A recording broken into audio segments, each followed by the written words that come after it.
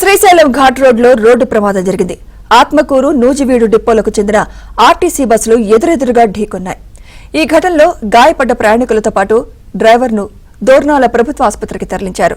Road ప్రమాదం జరగడంతో దోర్నాల నుంచి శ్రీశైలం, శ్రీశైలం నుంచి దోర్నాల వైపు వెళ్లే వాహనాల రాకపోకలకు తీవ్ర అంతరాయం ఏర్పడింది. సుమారు 20 కిలోమీటర్ల మేర ట్రాఫిక్ జామ్ అయింది. దీంతో శ్రీశైలానికి వెళ్లే భక్తులు అనేక ఇబ్బందులు పడుతున్నారు.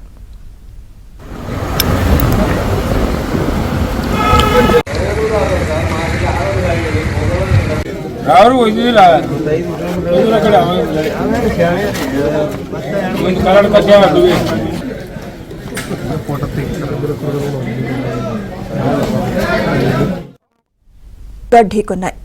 ఈ ఘటనలో గాయపడ్డ ప్రయాణికులతో పాటు డ్రైవర్ను దోర్నాల ప్రభుత్వ ఆసుపత్రికి తరలించారు.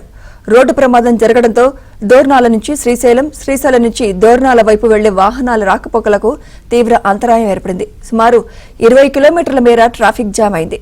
దీంతో శ్రీశైలానికి వెళ్లే భక్తులు అనేక ఇబ్బందులు పడుతున్నారు.